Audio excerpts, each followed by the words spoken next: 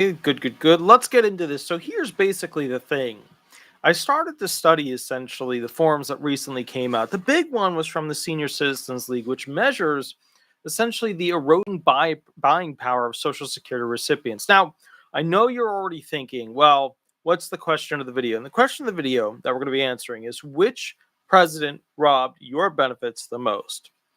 We have data from 2010 forward. So we're going to be looking at that particular time period, which is Obama, which is Trump, which is Biden. And we're going to be figuring out from this article essentially how much less you're getting per month as a result of this eroding overall monthly benefit. Let's get into it. Social Security is eroding buying power. And this just came out. This is like a brand new report. It goes into some really great detail. Let's get into it. In January of 2024, the average retired worker took home $1,860 per month in Social Security benefits. So remember that, $1,860 a retired person. That's 58% more than in 2010, when payments averaged $1,176 a month. It's 228% more than the average payment of $816 in 2000. The first year tracked in the loss of buying power research series. So just keep in mind the difference between essentially the increases that they saw throughout these different decades were extremely different. Cool. The reality is that the 21st century has overseen a dramatic fall in Social Security's buying power, right? So that's the monthly check you get every single month and your ability to buy stuff, whether you go to a store, you go buy a car, whatever. Okay, cool. The average payment for retired workers is in 2024 is worth only about 80 cents on the dollar compared to 2010. Okay, so you lost 20 cents per dollar since 2010 alone. Then a retiree who is 75 years old today would have been about 60, paying into the program during the tail end of their peak earning years. The average benefit would need to be $2,230.46 to recover the 20% loss in buying power. So remember, what people are getting right now on average for retirement is $1,860 per month. However, in order to get back that buying power that they just lost between 2010 and 2024, it should go up to $2,230. Cool. That's a difference of $370.23 per month, or $4,442.80 per year. So just to clarify, what they're saying here is that you lose as a retired person, and you can spread this to anything. You can spread this to the SSDI people, you can spread this to the SSI people, you can spread this to the widows, survivors, etc. But basically, for the retired people, you're losing around $4,442.80 per month out of your eroding Social Security benefit buying power just from 2010 to the current. Okay, so let's go through that. 2010, you're getting $1,176. 2024, $1,860. 2024, without it having eroded, right, as a result of bad cost of living adjustments, it should be around $2,230. Now, much of the Social Security's loss of buying power comes from insufficient cost of living adjustments, COLAs, as shown by the red shading in Table 1 on the next page. COLAs have lagged in inflation in 8 of the last 15 years, with 2 additional years where they matched exactly. So remember, when it comes to cost of living adjustment, when they do their math, sometimes the COLA adjustment will be better than the actual inflation, but that's becoming exceedingly more and more rare because of the crap math that they use. However, what you see now mostly is essentially people continuously getting the crappy end of the stick when it comes to how much the benefits were supposed to actually increase. Okay, so let's see. So 5 of the last 15 cost of living adjustments have ranked in the bottom 10 of the 48 years the government began implementing cost of living adjustments determined by the CPI in 1976. Now, meanwhile, just 3 of the last 15 COLAs ranked among the top 10 in terms of their value relative to inflation. Okay. As a recent string of COLAs outmatched by inflation suggests, COLA, cost of living adjustment, has gradually become less likely to beat inflation over time. As shown in Figure 2 on the next page, only 1 of the 5 COLAs announced this decade beat inflation. So what they're saying is that you're just losing. there was a time where the cost of living adjustment could actually beat the inflation that was occurring. Like you would get a larger amount of money than what actually occurred in the inflation principle. Now you almost never do. You always get less. Okay. Now, with that said, well, one might be able to write off 2010 and 2011 as unimportant outliers. Bad misses like these have a compounding effect on payments over time. Let's calculate a simple example to show you how it works. Here they have it. I'm going to go through this real quick. 1970s, percentage of implemented cost of living adjustments that beat inflation by decade. Okay. So on one side of the graph, we have basically COLA beat inflation. And on the other side, we had COLA didn't beat inflation. So what you have here is back into this era of the 1970s, the COLA, right, was equivalent to the actual inflation. This is the actual inflation. This is the cost of living adjustment.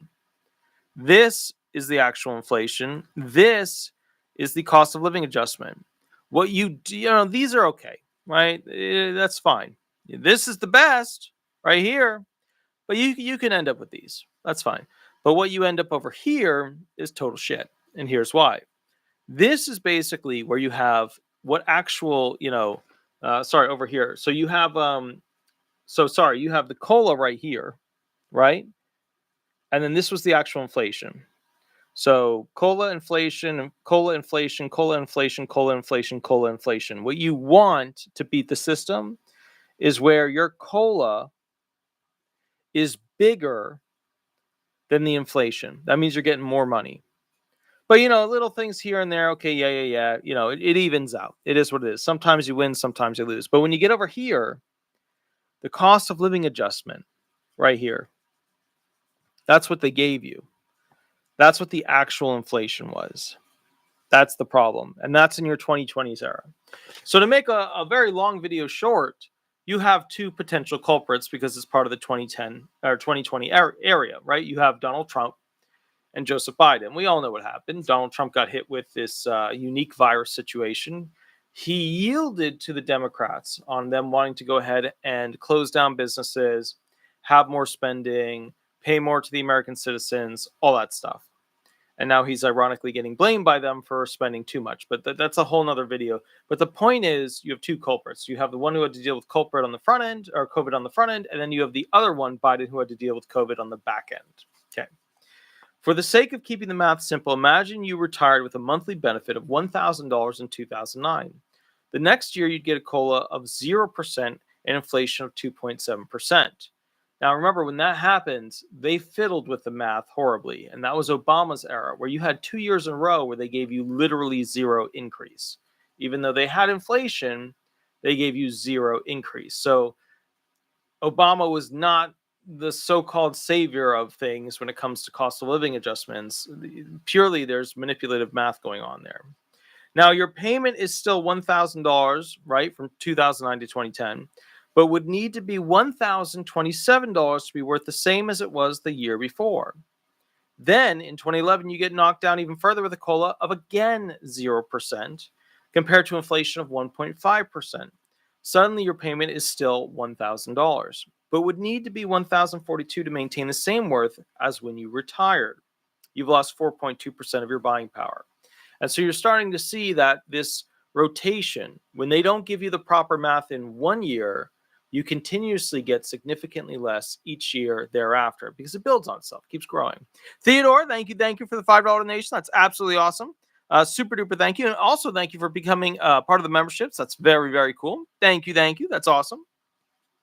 So let's keep reading through this thing real quick. Okay, so let's say this. Let's say we go through this, right? So, okay, if COLA is perfectly matched inflation over the next 10 years, so they did the math on it. Let's say that COLA, let's say you didn't have like these right here, but for the next 10 years, you had it perfect where the cost of living adjustment matched the inflation, right? Let's say you had it perfect even across, both equated to each other. Okay. So over the next 10 years, you have this perfect equation where the cost of living adjustment equated to the inflation. You never recovered or lost buying power. For example, if you saw a run of 10 years where both the cost of living adjustment and inflation came in at 2.0%, right? It was perfect the whole 10 years. Your original check of $1,000 would grow to $1,219, which would need to be $1,271 to match its original value. The only ways to reverse the trend would be a sustained period where COLAs substantially outpaced inflation, or a massive one-time COLA that offset years of deteriorating buying power. Now, you guys know, I'm just going to do a general thing before we go into this. You guys know how this works. They go ahead and essentially create math that is more supportive towards you getting less and less each year. And it's part of 3 months where there tends to be, nowadays, a dip in the cost of items, meaning that if things don't cost more, like they dip downwards for 3 months, those are the 3 months that they're using to calculate what for the next year you should receive as a cost of living adjustment. So you can play with the math, you can play with how the industry is doing during those 3 months. You can do all these factors to make sure that Americans get less each year of their Social Security benefits, which is a bad thing because, now retirement benefits, Social Security disability benefits, all these benefits are losing their relative importance because, people can't live on them. They can't even live anything with them. I mean, you have literally people on Social Security benefits who can't even get a trailer. Now, fastest growing expense categories. Let's talk about the categories of things that you could potentially buy and how that's manipulated as well. CPI expense categories provide a useful tool to access how several types of costs contribute to inflation. The CPI groups each item into its own index into one of the 8 broad categories, and each category receives a weight according to how much of the typical budget it represents. The government calculates cost of living adjustments using the weighted average of the CPI expenses for urban wage earners, CPI-W. And the TSCL loss of buying power index uses a similar method. Okay. So there's 8 categories. Inside these categories are stuff that you buy. Okay. The 2 main differences are we use a mixture of index data, including from the CPI and publicly available price data, such as the cost of a new car. We also weight our index to the CPI for the elderly, CPI-E, rather than the CPI-W, because it's a better representative of how inflation affects seniors' budgets. Because the CPI-E is like how old people, elderly people spend money, which is very different than urban wage earners, right? Urban wage earners spend money on totally different stuff, whereas, CPI-E people, a lot of their money just goes to their healthcare, health upkeep. Okay.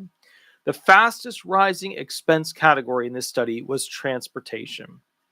We calculate that its average costs have risen by a remarkable 96.6% since 2010. Next came communication, also referred to as the education communication in the CPI at 92.7%. More on this later, but this is mostly due to smartphones being the single fastest rising expense in the index. Now let's go through some of them real quick just so you have them. I'm going to go through the 8 categories that they use to figure this out. Number 1, transportation went up 96.6% between 2010 and 2024. Communication, 92.7%. Housing, 81.2%. Food and beverage items, 56.7%. Medical, 50.1%. Recreation, 45%. Other, 29.4%. And apparel, clothing, 8.6%. Okay. Housing and other related costs were a relatively close third place at 81.2%. Inflation since 2010. After that came a third tier with 3 categories: food, beverage, medical, recreational expenses. Well, food and beverage goes together, with each experience between 40 and 60% inflation. Inflation for other goods and services like personal care products and services came in at 29.4% inflation, while apparel costs only rose 8.6% since 2010. So putting it another way, if you wanted to go buy clothing, clothing should not have increased that significantly since 2010 to the current date. However, to be fair, I have noticed, I've seen women really complaining about basically having to buy this or having to buy bathing suits or that. And the clothing has greatly increased to a ridiculous point for what used to be relatively cheap stuff. However, looking at raw inflation of expense categories alone doesn't paint a full picture. Here, the CPI-E weights are critical. We use them to create a number we call the Pain Point Index, which is a tool to understand how inflation in important expense categories causes large challenges for seniors' budgets. We calculate the pain point index by multiplying the raw inflation for each CPI expense category against its relative importance to the CPI-E. You can find each CPI expense category score in our pain point index in table 2, which I've got down here and I'll show you shortly. Looking at the table, the first thing that stands out is housing. It has the highest pain point index of any category because it experiences high inflation while making up nearly half of the typical senior's budget. With a score of 40.18, it scored more than 3 times higher than the second highest scoring category being transportation, and nearly 6 times the third highest scoring category, medical expenses. And what's ironic about that is you would always expect medical expenses to continue to rise, because as an offshoot of everything else being expensive, medical stuff is like, buying things on top of those things that already became expensive, right? Plastics, metals, doctors, payroll, right? All those things are like on top of what we know, the bare fundamental things that are like our base resources, our raw before the product's created, actual items that we use to make stuff. So you would think medical would go up the most, but it hasn't. It's housing. In contrast, the pain point index shows that that costs for expense groups that make up relatively small amount of the typical senior's expenses have a lower impact on their financial well-being. Put another way, the seniors are really getting kicked around by this stuff. Even communication, the category with the second most inflation since 2010, only scored a 3.70 on the pain point index because it makes up just 4% of the typical senior budget. Now, let's go through this real quick. Let's finish this section, and then I want to go to the next part, because the next part is really where it hits home. Thinking about inflation in terms of the pain point index is useful for seniors because it provides a tool to find common ground on financial stresses with younger generations. Housing is a great example. From 2021 to 2023, the average interest on a 30-year fixed-rate mortgage more than doubled, rising from less than 3% to nearly 7%. That can mean hundreds or even thousands of dollars on extra payments for even a moderately priced home, which affects everyone in the market, from seniors looking to downsize or buy their first home after decades of savings to young people trying to find an entry-level home to settle. And so that's why I firmly believe, unless we have a change in how our capitalism is run, that we're going to be seeing a significant amount of people having to sell their homes as elderly people over the next 10 years, which means that the great transition of wealth from boomers to millennials will never happen. It will be the great transition of wealth from boomers to giant corporations. Okay. Individual costs hit hardest by inflation. Transportation expenses made up some of the individual costs that have most contributed to inflation over the last decade, with the price of an average used car and an average new car and transportation services like taxis and airline tickets, each ranking among the fastest growing costs since 2010 in the TSCL loss of buying power index. And so what they look at is basically like, what does something cost? How has it changed? What's the used version worth? What's the new used version worth? Okay. All right, here we go. Housing costs also increased rapidly across the board, with the average home price, annual real estate taxes, and home rentals ranking in the top 10. However, inflation for one item stands far beyond the rest, and it may surprise you: iPhones. The most affordable new Apple smartphone in 2010, the iPhone 4, which I had, in its most basic configuration, sold for just $200 in 2010. At the time of this writing, the cheapest configuration of the most recently released iPhone, the iPhone 15, goes for 4 times that at $800. That comes out to greater than 300% inflation, calculated as 2024 price divided by 2010 price minus 1. So just to go through this real quick, the top 10 loss of buying power index items by percent cost increase between 2010 and 2024 are the following. Newest iPhone basic model went up 301.5%. Average used car went up 217%. Bread went up 146.7%. Veterinary and services went up 89.7%. Average home price 88.6%. Annual real estate taxes 88.6%. Average new car 81.2%. Ground beef 73.1%. Home rental 66.4%. Transportation services 64.2%. So what's happening is things are just becoming too expensive. You won't be seeing anybody on Social Security benefits in the future likely owning a home, or even realistically owning a car. You're going to see a lot of retired people and disabled people only being able to get around by basically doing ride shares, only when it's absolutely necessary and required. And, what's coming in to fill that gap is delivery services, because it's cheaper to have somebody just deliver all those groceries than for you to physically go out, spend it on the car and the insurance and the taxes to go get those same items. But remember, the big thing is iPhone. iPhone increased the most by the average used car, then by the bread, veterinarian services, average home price, annual real estate taxes. And then you'll know people in Florida are really pissed about the real estate taxes. They're also even more pissed about their insurance rates that have gone up. Okay, so many everyday tasks, from ordering a restaurant to getting an Uber, require a smartphone. And despite stereotypes about older people struggling to adapt to new technology, the nonpartisan think tank Pew Research Trust found that 76% of Americans over the age of 65 said that they had a smartphone as of fall 2023.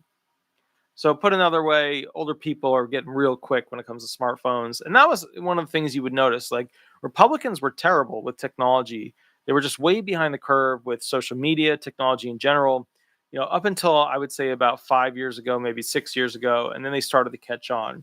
And now a lot of the older people realize that they're using their phone all the time. So it's one of these things, they want to spend money on it because they want to have a good experience. Other fast rising expenses that are important for seniors include some basic food staples. The prices for bread and ground beef both ranked in the top 10 of our index in terms of price change since 2010. We all know beef went way up. Tacos are ridiculously expensive, providing seniors with frequent reminders of their Social Security checks declining value when they visit the grocery store, which is going to be the biggest thing for Democrats to overcome, because, Biden, the extension of Biden is Harris. And now Harris is, going for the presidency, has gotten Obama on board to go for it. So the bottom line is that the one thing that the Democrats have to convince everybody of for a vote. I mean, yeah, you're going to have those people who always put in like, vote blue, your democracy is at stake, and they don't even really know what democracy is. But that, a lot of them don't. Some of them do, but a lot of them don't. The reality is this, like, at the end of the day, you look at this situation, you think to yourself, okay, where are all these people going with this? What's going to happen? They show up on game day to go ahead and put their vote in. They walk into the building, and what's on their mind? It's food. Food's super expensive. Gasoline is expensive right now. Yeah, but that's not the big thing. The big thing is food. Car insurance, also expensive, but again, not the big thing. It's food.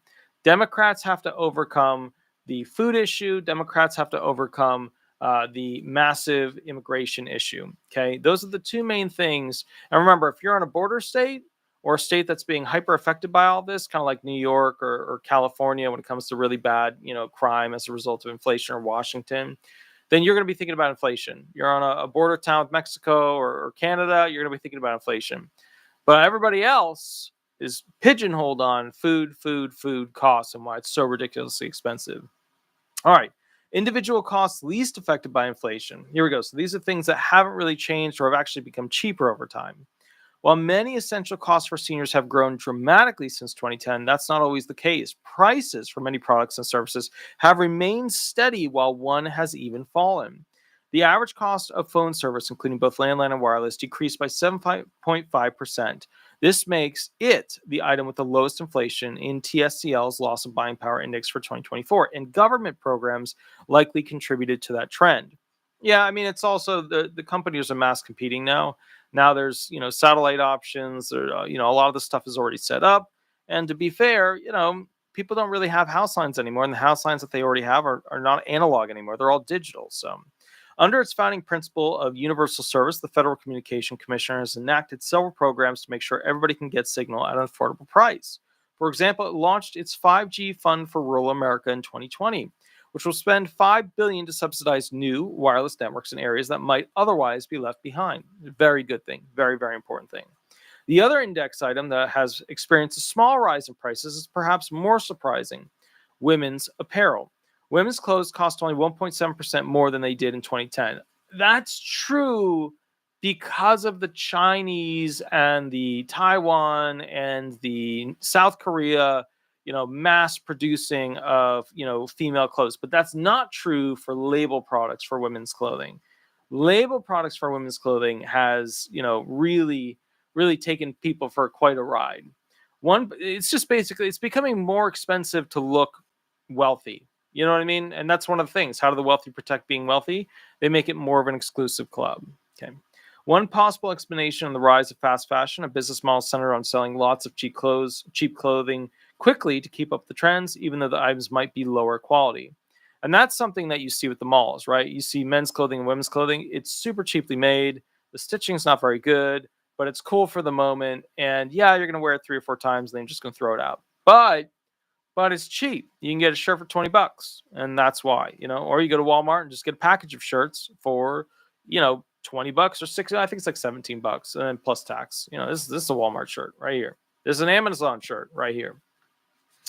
All right, phone plans have actually gotten cheaper. Bottom 10 loss of buying power index items by percentage. So these are the items where you have the most buying power, which are obviously not as important as the prior ones, like, cars and food, stuff like housing. But here are the ones where you get the best benefit. Telephone service, negative 7.5%. Women's clothing, 1.7%. Men's clothing, 10.1%. Personal care products, 11.1%. Internet service, 12.6%. Footwear, 14.1%. Recreation, 21.9%. Rice, 23.4%. Pet and pet products, 24.8%. Coffee, 25.5%. Now, what are the conclusions? What are the recommendations that you should know about this? Well, first and foremost, you have to keep those presidents in mind with this situation. Right? So you had Obama, you had Trump, and then you had Biden. The Obama era had some bullshittery. It did when it comes to 2010, 2011, where they did zeros for the actual increase. Yet there was inflation. It wasn't a lot, though. Then you get to Trump's era. Trump's getting things on track. He's doing pretty well. Boom, COVID hits, and things get, very, very expensive very, very quick. He bends the knee to what the Democrats want, and then spends significant amounts of money, and then, of course, got blamed for spending too much by the Democrats, which I still go back to, and I'm just like in total disbelief. But again, it's a shit show. These parties just gut each other. The Democrats and Republicans play games all day long with the American people's heads, which is why I still firmly believe that if CNN and Fox News joined together to sell an Apple becoming the president of the United States, people would vote for an Apple. With that said, let's go into it. Using the TSCL loss of buying power index, we estimate that Social Security checks lost 20% of their buying power from 2010 to 2024. The index, which uses a mixture of consumer price index data and publicly available information about the cost of information goods and services, mostly attributes the loss of buying power to fast rising costs for big ticket items like housing and transportation. But of course, food is what's on everybody's mind. To recoup Social Security's checks value, today average monthly benefits of $1,860 for retired workers, we need to raise to $2,230, $370 per month, or over $4,000 a year extra you should be getting. However, simply increasing benefits won't solve Social Security's long-term woes. The SSA projects that the program will deplete its trust funds in 2033 because its expenses are higher than the tax revenue that it brings in. Okay, the results from all of this, our recommendations. We encourage Congress to consider them closely. And if you support the recommendations, we hope, obviously, that this particular group will choose a candidate that wants to promote those things. Here's what they're saying. Build a foundation for bipartisan compromise, which you're never going to get. While national politics can often be divisive, each of the past 2 presidential administrations have led successful bipartisan negotiations to pass important new laws. I don't know if I'd call them successful. I'd call them middle of the night, massive, massive bills that not everybody read being passed by tactics that should never be used. Take these bills, for example, the Coronavirus Aid, Relief, and Economic Securities Act. Well, I don't know if that's a fair example because that was like super hyper crisis. The American Rescue Plan, again, an interesting choice of how that was passed. The Infrastructure Investment and Jobs Act. They weren't, both sides were not on board with these, right? I mean, they came together because it was super crisis, and then a lot of the tactics used were just I don't think we truly had a bipartisan compromise. I think we had politicians fearing to not give their vote to pass it through, that they would lose their job. And maybe that's it. Maybe you just always have to use leverage like that, like the nuclear option of basically a politician getting fired. Maybe that's it. Seniors would like to see a similar approach for addressing Social Security's issues. About 2/3, 64%, say they want Congress to pass a law that would establish a bipartisan commission to find solutions to stabilize the finances of Social Security and Medicare. The commission would consist of 12 members of Congress plus 4 outside experts. It would produce reports and propose new legislation, and any legislation it recommended would receive expedited consideration in both the House and the Senate. I don't think that's going to fix things. I mean, you can have a commission, that's fine. You can also have the think tanks constantly churning out reports, right? But I don't think a new commission is really going to make a. I mean, maybe it would make a huge difference. Maybe not. I don't believe it would make a huge difference. Here's the next one: maintain Social Security as a public trust. Today, the government taxes paid to support Social Security in a trust fund administered by the SSA. It collects taxes from today's workers as special issue government bonds and uses them to fund benefits. One alternative, sometimes discussed by politicians and pundits, would be to take Social Security's income for payroll taxes and invest it into private equities like stock and corporate bonds. But this idea isn't popular with seniors. Fewer than 1 in 5 seniors, 18%, supports investing Social Security payroll taxes in equity markets. More than double that, 43% oppose the measure, while nearly as many as 40%, numbers don't add up to 100% due to the rounding, are unsure of their stance. Here's the thing. Older people are going to do the safest choice. You know that. Politicians will manipulate that. So when it comes to retired people, whatever the safest choice is, whatever the most safe and simple and straightforward, cleared path option there is, they're going to take it. They are going to very likely, instead of trying to more intelligently invest the money that the government receives from their taxes, they're going to opt for the government still holds onto it, and they just give millennials less. They give Gen Zers less.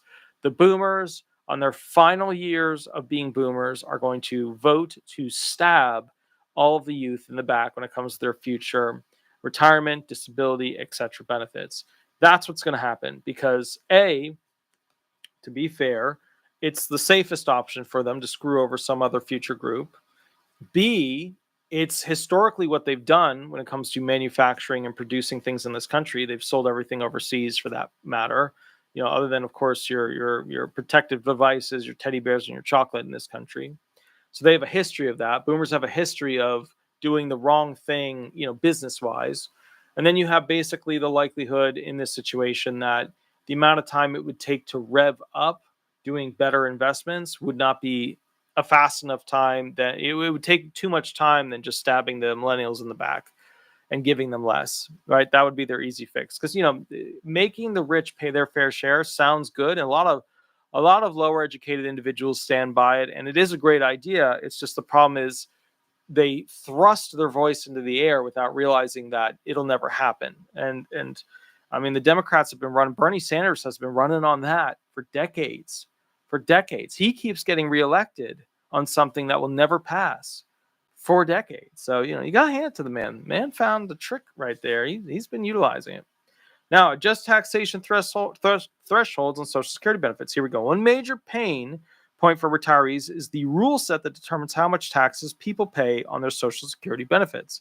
Today, seniors who are single filers start paying taxes on their benefits when they make $25,000 or more. Joint filers start paying taxes on their benefits once they make $32,000 or more. These thresholds have never been adjusted for inflation since they became effective in 1983, more than 40 years ago.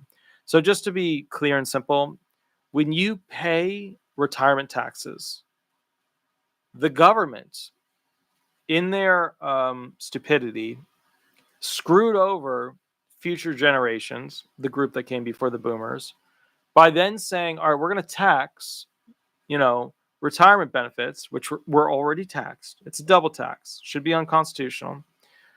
We're going to tax them again. And if you earn over $25,000, we're going to tax 50% of them. If you earn over $34,000, although this says 32, I'm pretty sure it's 34. $34,000, we're going to tax them up to 85%. It doesn't make sense for them to constantly tax everything, but think about anything in your life. The truck that goes by on the road, the car that you're driving, the gasoline in the car, the tires, everything's been hyper taxed by the government and they still can't afford shit. So you, as a poor person, by the time you get through your year, have lost about 50% of whatever you're supposed to have to spend to the government, even though it seems like you're only paying 10%, 15% tax. Okay. All right. So bottom line is, here we go. These thresholds have never been adjusted for inflation since they became effective in 1983, more than 40 years ago. More than half of seniors, 57%, say the government needs to change these thresholds, and that's despite nearly a third of being unsure of whether they'd support the policy or not, potentially because it's a complex change. It's not a complex change. It just means things will run out sooner. More specifically, seniors want to see the current income thresholds for taxing benefits adjusted to today's dollars, which would be $74,614 for single filers and $93,600 for joint filers. What I would say to those elderly individuals, those seniors, those retired people, is that you are toothless and sad. Because if you had any bite to you, you would set us back to the standard before 1983 where they didn't tax retirement benefits at all. Think about it. Just think about it for a moment. They are expecting older people to continue to work in their 60s and 70s by playing COLA math games, which significantly reduces what they're supposed to get per year. You've lost over $4,000 per year just from 2010 to 2024 due to the erosion of your benefits based off of the cost of living adjustment math. So you've lost a lot of money. So that means you then have to go work. And you're only going to work through your 60s and 70s. You're not going to work through your 80s and 90s. So that means you got to put in your 60s, you got to put in your 70s to work. And whatever money you're earning above 25K or potentially 34K, guess what? They're going to tax it again. It's a shit deal. And sadly, again, if a bill came up to tax retired people even more, I'm telling you, if Fox News and CNN got on it, they would convince the elderly to literally stab themselves in their own back and have to pay more taxes. Remove the wage limit for Social Security contributions. Here's the one that everybody seems to be talking about nowadays, which will never happen. Under current law, working Americans pay a 6.2% payroll tax into Social Security with their employer matching an additional 6.2%. That is, they do until their income reaches $168,000. After that, they don't pay any taxes towards Social Security on any additional money they earn as income. Bottom line is, the whole thing with this is the whole cap raising game. Raise the cap, it'll fix everything. Raise the cap, it'll fix everything. Don't fall for that bullshit. I mean, you can fall for whatever you want. I bless you. I bless you to fall for whatever bullshit you want. I bless you. But just realize that's never going to pass. Bernie Sanders has made a literal career out of proposing this year after year after year. It's never going to pass. Rich people are never going to let politicians vote in stuff that makes rich people have less money. It's just not going to happen. And remember, who owns the legacy news channels? Is it poor people? Is it middle class people? Is it upper class people? Or is it giant, hyper, mega, gajillion, giant, whatever terms you want to, throw whatever terms you want in there. Or is it billionaires owning companies that have subsidies or smaller and smaller and smaller down the taxonomy of companies, parent company after parent company, all the way until you get to the billionaire, right? That's who controls all this. That's who gets their words into the brain of the Social Security recipient. When you're an older person, you just don't have any money, and they tell you, we're going to tax the rich more. You're like, yeah, that's a great idea. But if you have a brain that's working, which, to be fair, most of them do, they have a lot of experience, they have a lot of knowledge, they have a lot of background, they should get it, they would know that they're being lied to. Because not only it can't pass, but all the bills that they present never make it through a committee. Ends up in a committee, dies in a committee. Maybe we'll make it into the next committee, but it never goes past the two committees from what I'm seeing. So it's a lie. Right? You can see, decade after decade after decade that it's a lie. Because when you see people continue to promote as politicians that this is the fix, and they never have any success with it, and they keep saying this is the fix, then it's a gimmick that is basically encompassing a lie. Okay? Here's the last one. Apply Social Security taxes to investment income. Another opportunity to increase Social Security's revenues to apply the taxes that fund it to high earners' investments, not just wages. Currently, money people pay from selling stocks and collecting dividends is not taxed towards Social Security. To make things worse for seniors, those who see their income rise because their cash is their investment can see the taxes they pay on benefits go up. A popular way to address this issue would be to apply 6.2% Social Security payroll tax that already comes out of workers' paychecks to investment income as well. Okay? For individual taxpayers who make more than $200,000 and couples and households that make more than $250,000. Yeah, so here's the thing. When you earn money, they tax that for Social Security. But if you have investment income coming in, which is a different category of income, they don't tax that money, which means, you guessed it, the rich who have mostly investment income, because they ain't over there working. Like when a lot of people are like, I bet that rich guy works really hard. Elon does. Elon works really hard. But most of these other billionaires don't. The chairs that they sit in are very different than the chairs that we sit in. The TVs that they watch are very different than the TVs we watch. The view from their windows of the lakes and the rivers and the islands and the mountains and the beautiful whatevers, it's very different than what I have access to or you have access to or whatever. They have the ultimate, like the stuff you see on like drone footage, like that's what they have access to. Okay. So my point here is this.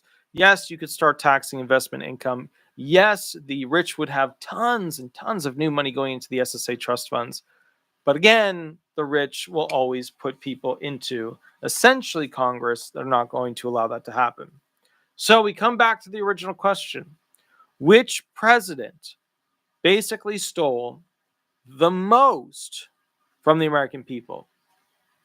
It automatically, since 2010, goes directly to Biden because the cost of living adjustment math was the most manipulated in the post-COVID years. But to be fair, we knew, and we could see it from all the other countries, that inflation was absolutely coming. There's no way around it. It was coming.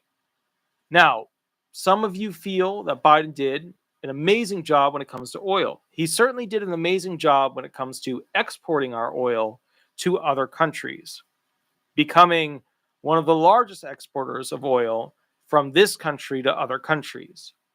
But to be fair, you have seen him continuously sell off massive amounts of our reserve oil in the month before the month where they calculate oil as a part of the cost of living adjustment. So this game is being played to always make sure you guys get less. And the politicians are fully aware of it. And the politicians are wealthy. So if you get less, they're more special because they have more and you're farther away from who they are. So the thing is, if it were me looking at this situation, you'd have to say it's between Trump and Biden with the COLA situation. Trump spent way too much with COVID, way too much. But he was pushed to do that by the Democrats, right? Democrats took over. House and Senate in the very beginning, everything they needed to make things perfect and wonderful like they said they would. We are not there. We're not doing great. Would a Republican coming in be able to fix this? A lot of people tell me that Trump is going to come in and fix this. I think he economically will make things better, but I don't think he has a shot in the dark of fixing how bad things are right now. And the reason why is that at the end of the day, the US dollar is not as much defined by what the US does throughout the earth. It's just not that way anymore. I mean, it was in the 50s, it was in the 60s, it was in the 70s, it was in the 80s, it was in the 90s, it was even in the 2000s. But 2010, and especially now, 2020s plus, no. Other countries control what happens with the US dollar. So as a result of that, what you end up with is other countries can change how much of the money they're going to buy of US dollars to buy other stuff from other countries. And they're getting rid of our dollar because they know if they if they stop using our dollar, it devalues. And if it devalues, then banks can't, loan out as much. If banks can't loan out as much, then Americans will never be able to get loans. And if Americans can't get loans, guess who's going to buy up the properties? Well, corporations, because corporations will still be able to get loans to buy up the great, vast investment worth of all of those individuals that are getting too old to upkeep their house. And their kids are still paying student loans and can't afford them. So we just keep, and look, and I know the argument that's going to come up in the chat, and somebody's going to say, oh, how dare you, how dare you say mean things about Trump? How dare you say mean things about Biden? I get it. I got it. Okay. I did a whole video on RFK and nobody watched it because, people don't care about him. It's a two-party system. Here's realistically where this thing goes, where it all ends, what happens. Within the next 15 years, America will no longer exist as the country that it did before. this whole idea of freedom is going to be gone. It's going to be like China, where everything's tracked. They know your movement. They have access to your bank accounts. All the social media punishment potentials that China has, they're going to be implementing that with the US. Think I'm wrong? Remember the days when women were all about, their body and their choice, and now they're in this weird, tough situation where they're voting for a party that is less about the sanctity of their body, less about the sanctity of their health, less about the sanctity of their choices, and is giving basically more and more choice away from them, and more choice towards this whole identity of, and I get it. I get the whole ideology. We have to be aware and very precious and forgiving towards other people's emotions. I get it. People are precious and people are fragile. We should take care of them. We should be quiet and, not harm their emotions, I guess. But at the same time, other countries are laughing at us because we're so weak. Other countries are laughing at us because they know that if we continue down this road, our military is not going to be able to be the great champion of the earth. And when that happens, China's just going to take over massive swaths of the ocean with setting up bases. They're just going to literally, like a war game that you would play on your computer, start taking over more and more territorial gains. And you know what's going to happen? America's not going to do anything about it. Because think about it. Our investment with Ukraine is only because we were in a place to give stuff that we had. Our investment with Israel, the money we give to all those European countries, it's only because we have that stuff to potentially give. Otherwise, we couldn't do it. But when China comes around and is even larger, when China comes around and has so many more of these giant, massive, ships used for just, launching, fighter jets, 6th gen, 7th gen, 8th gen, technology that's in the stars, all that stuff. What's America going to do? Because America won't have the advantage then. And the only option then will be to go to war with China. And America won't want that because its strength in its dollar won't be there. And if the strength in the dollar isn't there anymore, you guessed it, the thing that will lose the most value are Social Security benefits, because they are tied directly to how strong the United States of America is on an international level. All right. Anyways, guys, I will catch you a little bit later. I know some of you will have some hate thoughts and some angry thoughts with this video. Just please think about, when you type them into the comments of the chat section, think about them before you post them. I've been getting extra hateful comments that literally I read them and I'm like, okay, the person obviously didn't watch the video or obviously didn't think more than 30 seconds. Just think about it before you post it. You might be surprised other people then go after you for posting something that was obviously wrong. At the end of the day, I leave up to you who you think the worst president was. But I do say this: whoever gets voted in, they have to be a champion of economics. They have to be a champion of big business and small business and medium business and people starting new businesses. Like, a lot of people don't realize, but like, we don't have all the competing companies that we used to, because people start a company and then have to sell their company because they just can't get to the point where they can grow it well enough. They can 10x it and this and that. So they have to sell it to some bigger company that has the distribution and the personnel and the stock and the inventory and the warehouses to actually do that. So, just keep all this in mind. What we need is somebody to invigorate the little people to achieve vastly more, because we need more Silicon Valleys with more startups, with more futuristic technology and more better ways of doing things. If we don't get it, the whole system collapses and we go into a freedomless sort of state, okay? Because then the government will clamp down on citizens, because citizens aren't able to produce the money that they need, so they'll start to punish them. And it's just like anything. America is just like any war agency, right? The moment the thing that makes the money isn't producing what they want, they will continue to constrict and restrict until that thing is able to only do what turns the cogs to make more money. That's how it works.